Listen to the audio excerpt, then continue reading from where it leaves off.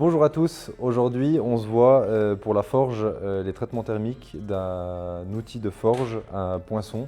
Celui-là est rond, il peut y avoir d'autres types, donc ça permet de faire des trous à chaud pour par exemple l'articulation d'une paire de tenailles, mettre un rivet de manière générale ou d'autres choses. La manière de le faire, c'est le départ de plein d'autres types d'outils, donc déjà il peut y avoir plusieurs tailles de poinçons, plus ou moins longs, plus ou moins petits en fonction de ce qu'on a à faire.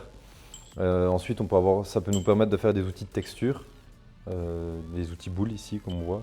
Et après, on pourra faire d'autres outils.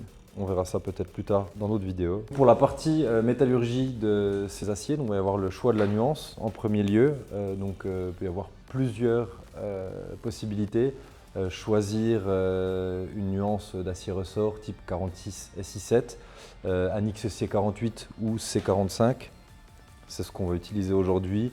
Ça pourrait être également un autotrempant comme un Z38. Toutes ces nuances peuvent être adaptées pour le faire, mais présentent toutes des inconvénients et des avantages. Là, je choisis l'XC48 aujourd'hui, parce que c'est des outils que j'emmène avec moi quand je suis en démonstration. Ça va me permettre de rapidement refaire les traitements thermiques si besoin. S'il a chauffé, si c'est déformé, je peux le reforger, faire un recuit pour mettre un coup de lime, ce qui ne va pas être faisable sur un Z38 facilement et rapidement. Donc réaffûter mon outil à la lime, le retremper et faire un revenu flash. L'idéal, c'est d'avoir une section un peu plus petite, approchante de la taille du poinçon. Donc moi j'ai un marteau pilon, donc je vais pouvoir mettre un coup de pilon pour réduire la section. C'est du rond de 25, donc on pourrait le taper à la main également, il n'y a pas de souci. Moi je vais le réduire au pilon à peut-être 18-20 mm.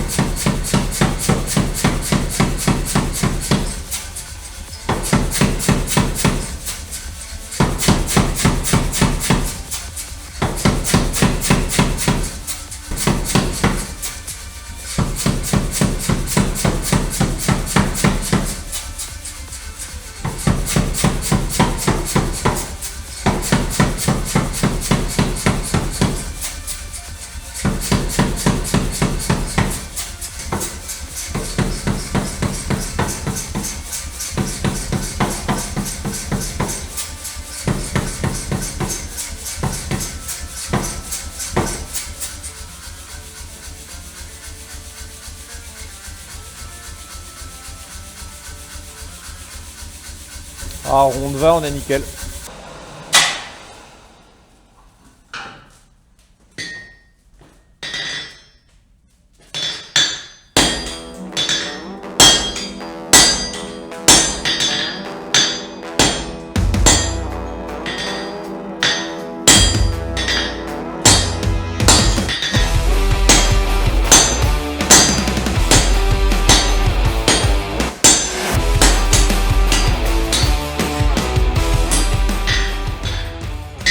Donc voilà, simplement là j'ai découpé le morceau que j'ai passé au pilon. Donc si vous partez d'un bout de rond d'à peu près 20 mm ou d'un carré, ce sera largement suffisant. Petit coup de propre, ça fait jamais de mal.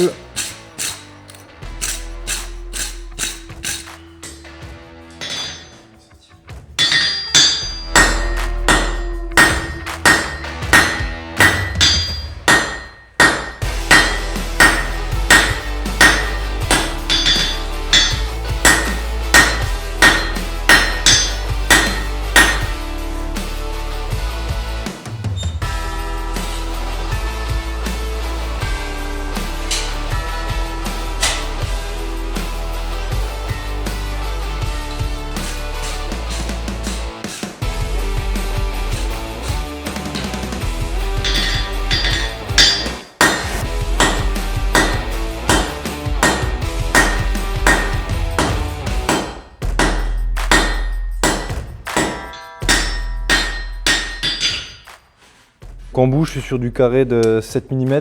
Pour ma part, l'utilité que je vais en avoir, c'est pouvoir mettre des rivets de 6 mm de diamètre. Donc je vais commencer avec un perçage de diamètre 5 à peu près dans l'idée.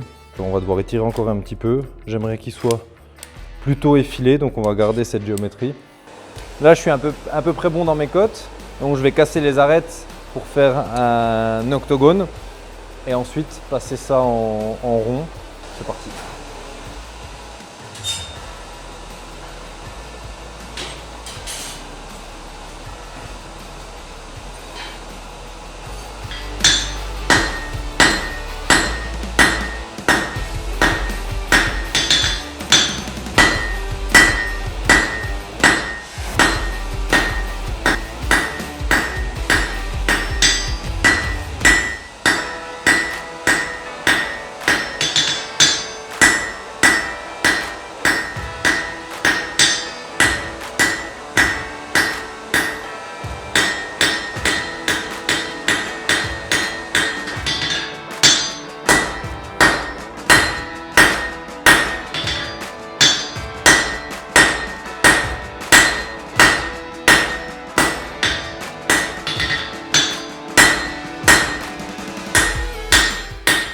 On a étiré l'extrémité de notre poinçon, la partie de frappe, en octogone.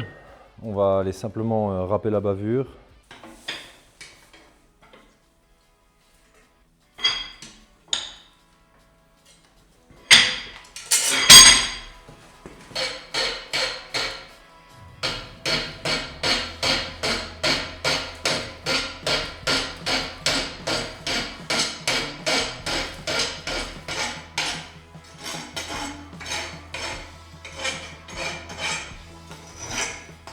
Le premier traitement thermique qu'on va faire, c'est un recuit.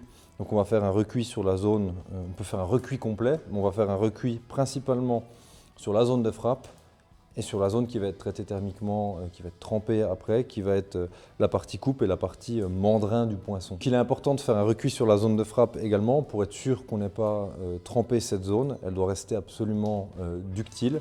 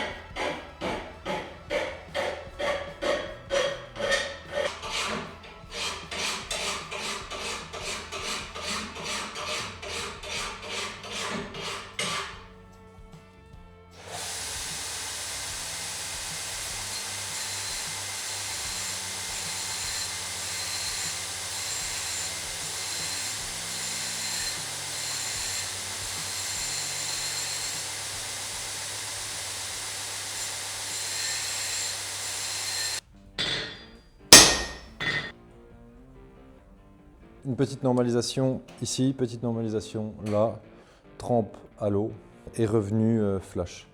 Pour les traitements thermiques, il faut bien penser qu'en vidéo, les couleurs ne rendent pas du tout l'aspect réel des choses.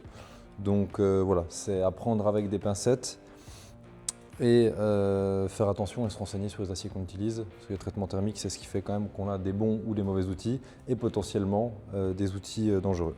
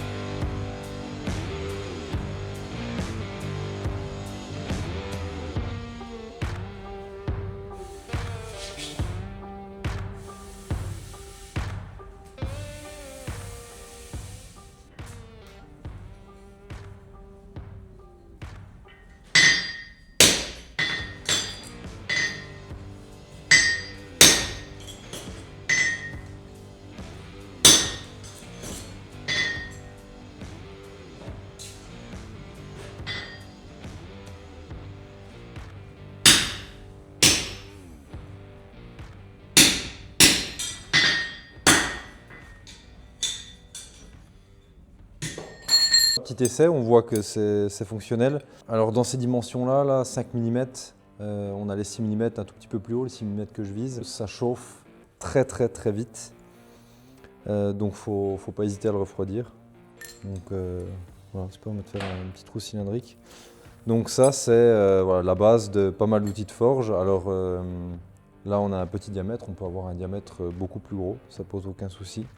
Bon, je me permets de faire une conclusion en voix off parce que la conclusion qu'on a fait à l'atelier était vraiment pas de qualité.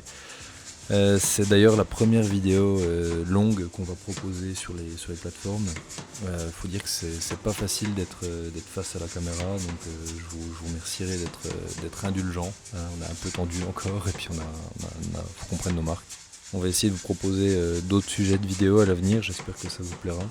D'ailleurs, le prochain sujet sera la fabrication d'une de Loire. On va commencer par faire un mandrin pour cette dernière. On peut voir actuellement des images de la prochaine vidéo. En attendant, un grand merci à ceux qui ont regardé la vidéo jusqu'au bout. Si vous voulez me soutenir, n'hésitez pas à partager et à vous abonner. C'est un petit peu bateau, mais c'est vrai que ça donne du soutien d'avoir de la visibilité sur les réseaux. Si vous avez des questions, des propositions de sujets de vidéo, n'hésitez pas à me laisser en commentaire, je regarderai avec grande attention. Merci.